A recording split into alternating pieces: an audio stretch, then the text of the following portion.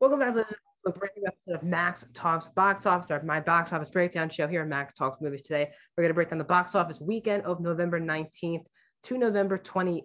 We're also going to look at the domestic overall box office, the worldwide box office, and what's hitting theaters this upcoming Thanksgiving weekend. So welcome back to a brand new video here at Max Talks Movies. We're talking Max Talks Box Office. Please subscribe, ring the bell if you're new to the channel. I do this show every single Monday: movie reviews, TV show reviews, streaming platform reviews, many more things like that, movie rankings, TV show reviews, all these different types of things. So please subscribe. We're trying to get to 100 subscribers. Also, please like the video. That's to support the channel the best way. And comment down below, what movies did you see or movie did you see in theaters this upcoming weekend? Let's talk box office. So coming in first place this weekend, not really shockingly at the box office, is Ghostbusters Afterlife. Ghostbusters Afterlife was a theaters exclusive film. It made $44 million in its opening weekend. Not great, really a solid start for Ghostbusters Afterlife. Maybe it actually picks up a lot during Thanksgiving week. We see a lot of movies that come out the week before Thanksgiving and have a good opening and then really start to pick it up beginning with the Thanksgiving week. So a good start. The 2016 film got $47 million. So this film is lower than that film, but we'll see if that has longer range. The 2016 Ghostbusters had 50% drops in 6 consecutive weeks, which is literally awful as it can get. So I don't think Ghostbusters Afterlife will definitely not be in that ballpark, but still need to show how consistent it will be, especially with 3 new movies hitting theaters exclusively on Wednesday. In second place this weekend at the box office is Eternals, which in its third weekend made $10.8 million, which is another 60% drop for Eternals. Its domestic total is now up to 135.8 at the domestic box office. So not good for Eternals. That has dropped 60% in both its second and third week. It's the biggest drop in a third week for any MCU film. Black Widow was at 55% and Shang-Chi was at 38%. So this is a pretty big drop for an MCU film in its third weekend, especially because it is theaters exclusive. So Eternals really not picking up right now. It needs to really stay consistent. Again, no real big time superhero competition really until No Way Home comes out in a month. So can Eternals hang in the top 5 for that long? We shall see.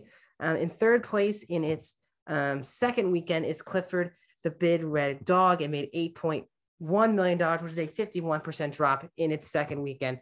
Its domestic total is $33.5 million. Again, this film is available both in theaters and with no extra cost on Paramount Plus. The other new release other than Ghostbusters was King Richard, which is a day-and-date release on HBO Max. And in theaters, it made $5.7 million, which makes this the lowest opening of any Will Smith film in his filmography. So big drop for this film. Again, it is available both in theaters and on HBO Max. We have not seen the HBO Max numbers yet to see how it's doing, but not a big opening at all for King Richard, a film that has an amazing Rotten Tomatoes and audience score. So something not quite right with that. We'll talk about that hopefully next week if it can hang in the top 5. But hanging in the top 5 out of those big October films is going to be Dune, which now knocks Venom. Venom is outside of the top 5 for the first time, I think, since its release about a couple 7-8 weeks ago. Dune makes $3.065 million, 45% drop in its 5th weekend. It is now $2 million short of that $100 million goal. It's at 98.1. So Dune, also another HBO Max in theaters, but this film has just left HBO Max this past weekend. So see if maybe this weekend Dune should make $100 million by the time I talk to you next weekend. Now, if we look at the domestic box office, no big changes here in the top 10. Shang-Chi is still number 1.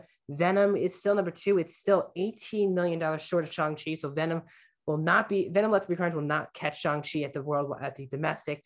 Black Widow 3, F9, 4, Quiet Place 5, No Time to Die 6, Eternals is 7. Free Guy is 8, Jungle Cruise 9, Godzilla vs. Kong is 10. Those are all the 10 films that have made over $100 million this year. And as I said earlier, Dune is $2 million short. So literally no changes to the domestic box office for the first time in a long time. The worldwide box office, we do have our first change. That is No Time to Die has finally overtaken F9 at the box office, at the worldwide box office for a United States film. It's now made $734 million, the second film to reach over $700 million with F9 from the United States worldwide. It has passed F9, so it's now No Time to Die's number 3 movie worldwide, and 80% of No Time to Die's gross is from overseas. So that's a lot of money made overseas. Again, only 20% of that made here in the United States. F9 is number 4. Godzilla vs. Kong 7. Venom 2 is number 7. Sorry, Shang-Chi's 8. Black Widow 9. Dune is hanging on to 10, but it's only $30 million up on Eternals. So we'll see if Dune can outlast Eternals too. A nice little battle there. I said a big week coming up here. I said, so No Time to Die really doing well at the worldwide box office. Can it even get higher? Can get into $800 million? Probably not, but that's a big move. Big win for Barbara Broccoli and the producers there for the Bond franchise, and see how big of a franchise it is when they recast the character once again.